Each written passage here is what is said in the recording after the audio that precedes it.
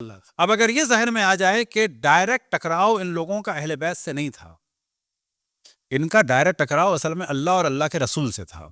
یہ لات اور منات اور بتوں کے ماننے والے کہ خداوند تبارک و تعالیٰ کی تمام ملائکہ کی تمام انبیاء کی تمام اوصیاء کی تمام مومنین و جن و انس کی لعنت ہو دشمنان محمد و آل محمد پر. اللہ سبحانہ و تعالیٰ تمام ملائکہ تمام انبیاء تمام اوصیاء تمام مومنین و جن و انس کا درود و سلام و محمد و آل محمد پر. تو یہ لوگ اصل میں دشمن تھے اللہ اور رسول کے. یہ تھیوری ہمیشہ ذہن میں رہے.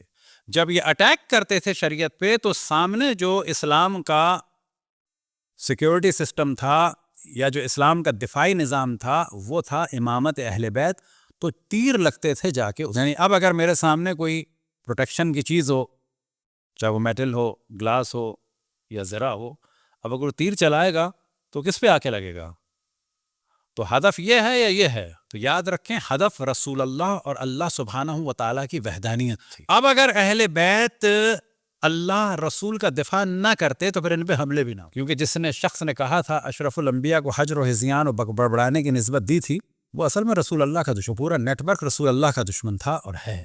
اب اگر اہل بیت بھی ان کے ساتھ معاذ اللہ لگ جاتے، کیا ہوتا پرابلم ان کے ساتھ؟ ختم نہ ہوتا. تو یہ جو پرابلم ہوا یہ دفاع رسول میں اور دفاع توحید میں ہوا، یہ یاد رکھیں. اب اگلے مرحلے میں ظاہر ہے جب اہل بیت پر اٹیک ہوا تو کچھ لوگ اہل بیت کے طرفدار ہو گئے، کچھ مخالف ہو گئے. ہم وہ ہیں کہ جو اہل بیت کے طرفدار تھے اور طرفدار ہیں. اب اسی مصرے کو ذہن میں رکھیں، وہ آثار مٹا رہے ہیں پنجتن کے.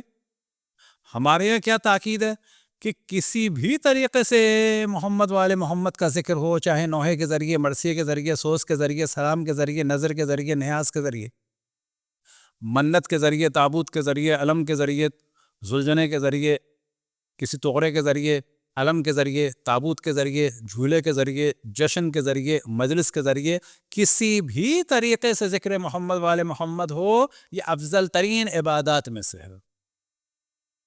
وجہ کیا ہے کہ دو پاور چل رہی ہیں، ایک آثار مٹانے والے ہیں کہ خداوند تبارک و تعالیٰ کی ان پہ لعنت ہو، اور ایک آثار محمد والے محمد کو زندہ کرنے والے ہیں کہ خداوند تبارک و تعالیٰ کا ان پر درود و سلام ہو. تو یہ ہے جنگ. اب یہاں سے سمجھ لیں کہ جو لوگ کہتے ہیں فرش اعضاء کا یہ ثواب ہے اور اس کا یہ ثواب ہے اور نظر کا یہ ثواب ہے، تو اس وقت کھانے کو فوکس نہ کریں. لیکن سوال یہ پیدا ہوتا ہے جس وقت آپ کسی نظر نیاز میں بلاتے ہیں تو لوگ کیا کہہ کے آتے ہیں؟ کس کی نیاز ہے؟ اب اس میں ایک چیز کہ جو ہمارے یہاں بڑی عام ہو گئی ہے، یاد رکھیں کہ جو افسوس کے ساتھ کہنے کی بات ہے کہ اب ہمارے یہاں ممبر پر آسان ترین جو بات ہوتی ہے وہ اعتراض کرنا ہوتا ہے. سب سے آسان ترین جو چیز ہے اعتراض کرنا ہے، اور وہ بھی اپنے مذہب اور مکتب پر. اور یہ کیوں ہو رہا ہے؟ تاکہ خصوصاً پاکستان میں تاکہ دشمنوں کو یہ بتایا جائے ہمیں نہ مارنا، ہم عام شیعہ نہیں ہیں، ہم نہیں کرتے اہل بیت زیادہ. تمہیں عزاداری سے پرابلم ہے تو ہم عزاداری کو لمیٹڈ بھی کروا سکتے ہیں. تمہیں یہ پرابلم ہے کہ تم یہ سمجھ رہے ہو ہم اہل بیت کا دفاع کریں گے، نا ہم نہیں کریں گے. تمہیں یہ اعتراض ہے کہ ہم دشمنان اہل بیت کی برائی کرتے ہیں، ہم تعریفیں کر دیں گے. ہم ان کا سب سے بڑا جرم کہ جو احادیث رسول اللہ پر پابندی لگانا تھا ہم اس کو فضیلت بنا دیں گے. اور اس کے بعد یہ کہنا کہ جی ہم بہت ہی اتحاد امت کے لیے کام کر رہے ہیں. اتحاد جان لیں کہ تمام مذاہب میں ضروری ہے. سنی ہمارے بھائی ہیں، ہماری جان ہیں، ان کے قدم سے ہمارے سر آنکھوں پہ ہیں، لیکن کیا ان کو ان کے فاسق ملاؤں کے حوالے کر دیں؟ کیا ان کو ان کے رسول کا قول نہ بتائیں کہ انہوں نے بتایا تھا اشرف الانبیاء نے کہ میرے 12 خلفاء ہوں گے؟ کیا ان کو نہ بتائیں کہ ان کے نبی کی آل کے ساتھ کیا ہوا؟ یہ اہل بیت کو شیعوں کا کیوں سمجھا جا رہا ہے؟ ہم نے تو نہیں دعویٰ کیا وہ ہمارے، ہم ان کے ہیں. وہ تو رسول کی آل ہیں. رسول کی آل کے ساتھ کیا ہوا یہ کس کی ذمہ داری ہے؟ اگر ہماری ذمہ داری ہے آپ کو بتانا، تو جتنی آپ کو بتانا ذمہ داری ہے اس سے زیادہ ذمہ داری ہے ہماری اہل سنت بہن بھائیوں کو بتانا، کیونکہ وہ بھی رسول کی آل کے چاہنے والے ہیں. اور اگر ان میں سے بعض نہیں بھی ہیں تو بالآخر ہم ان کو خبر دیں گے تو پتہ چلے گا. اور پھر جب نبی کی آل کو قتل کیا گیا تو ہم ان کو بتائیں گے کس نے قتل. دنیا میں جہاں بھی لوگ مذہب حق اہل بیت میں داخل ہوئے ہیں، یاد رکھیں وہ انہی موضوعات کی وجہ سے ہوئے ہیں. کبھی بھی کوئی مذہب حق اہل بیت میں داخل نہیں ہوا کہ جی ہم نہیں بات کرتے. آپ بات کریں نہ کریں دوسرے تو کر رہے ہیں. اسی طرح سے ایک اہم موضوع جس کو ہم بار بار ڈسکس کر رہے ہیں کہ واقع کربلا کو صرف یزید سے ریلیٹ نہ کریں، یہ خیانت ہے.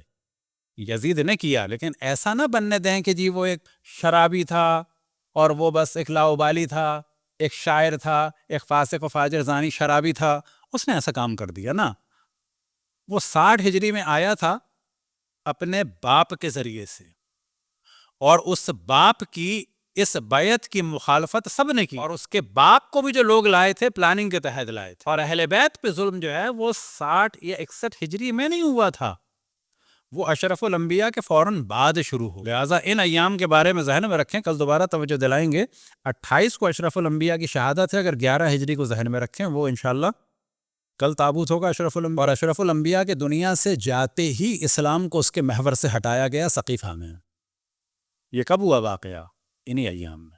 جناب سیدہ کے گھر پہ حملہ ہوا کب ہوا؟ انہی ایام میں، یعنی 28 صفر کے بعد جو ہفتہ 10 دن ہے، اس پر بہت فوکس کرنا چاہیے مساجد امام بارگاہ میں ایام محسنیہ کے عنوان سے، ایام شہادت حضرت محسن کے عنوان سے 28 کے فوراً بعد سے، اور یہ بتایا جائے کہ 28 کے فوراً بعد کے جو زمانہ ہے، ہفتہ 10 دن ہے، یہ کوئی سادے دن نہیں ہے۔ پوری کربلا، پوری شہادت جناب سیدہ، پورے شہادت مولا امیر المومنین، شہادت امام حسن، شہادت امام حسین، اور تمام اہل بیت کی شہادت، اور پھر شہادت چاہے کوئٹہ میں ہو، چاہے افغانستان میں ہو، چاہے نائجیریا میں ہو، چاہے پاکستان میں ہو، چاہے عراق میں ہو، چاہے یمن میں ہو، ان تمام شہادتوں کا دار و مدار جو ہے 28 صفر کے بعد کے ایک ہفتے اور 10 دن پہ ہے۔ اسی میں امامت کو امت سے دور کیا گیا، امت کو امام سے دور کیا گیا، دوسرے لوگوں کو لایا گیا، فیبریکیٹڈ افراد لائے گئے، جناب سیدہ کے گھر پہ حملہ ہوا، جناب محسن قتل ہوئے، مولا امیر المومنین گلے میں رسی کو ڈالا گیا، جناب محسن کی شہادت ہوئی، جناب سیدہ کی پسلیاں ٹوٹیں۔ اب 75 یا 95 دن کے بعد جناب سیدہ دنیا سے رخصت ہوں گی، لیکن جو اس کے اسباب فراہم ہوئے تھے وہ ان میں ہوئے تھے، ایسا نہیں ہے کہ وہ ان ایام میں کچھ ہوا تو فوراً ہو گیا تھا۔ پنجتن کی اگر شہادتوں کو دیکھا جائے، اشرف الانبیاء کو زہر دیا گیا، یہ اچھی بڑی تعداد سب سقیفہ میں تھی، تواتر کے ساتھ روایات ہیں کہ خصوصاً اہل سنت کے پہلے اور دوسرے جو خلیفہ سیاسی تھے، یہ لوگ نماز میں رسول اللہ صلی اللہ علیہ وسلم کے شریک نہیں ہو پائے، غسل و کفن میں بھی نہیں تھے، دفن میں بھی نہیں تھے۔ اب دیکھیں جو پنجتن میں سے پہلی ہستی ہیں ان کی شہادت پہ کیا ہو رہا ہے، یہ کلیئر ہے۔ پنجتن میں سے دوسری ہستی جناب سیدہ ہیں، ان کو شہید کیا گیا۔ جناب سیدہ راضی نہیں تھی ان لوگوں سے، ان سیاسی حضرات سے، کس سے؟ یعنی خلفائے سیاسی۔ اب اس کو ہم بار بار کلیئر کرتے ہیں، کوئی ایسی برے ماننے کی بات نہیں ہے۔ خلفائے الہی یہ 12 ہیں، اور یہ ہم نہیں کہہ رہے، طاہر القادری صاحب اپنی کتاب میں لکھا ہے کہ ایک یہ خلفائے الہی ہیں، یہ 12 ہیں، مولا امیر المومنین سے لے کے امام زمان تک۔ یہ جو حضرات ہیں ان کے بارے میں کہتے ہیں خلفائے سیاسی، تو ان دو اور باقی افراد کو بھی جناب سیدہ نے نہیں آنے دیا، اور بخاری کے مطابق جناب سیدہ جو ہیں آخر وقت تک خلیفہ سیاسی اول سے بات نہیں کی اور ناراض تھی، اور نماز جنازہ میں بھی ان کو نہیں آنے دیا گیا، یہ بخاری کے حساب سے بات۔ تو یہ دوسرا جنازہ ہے۔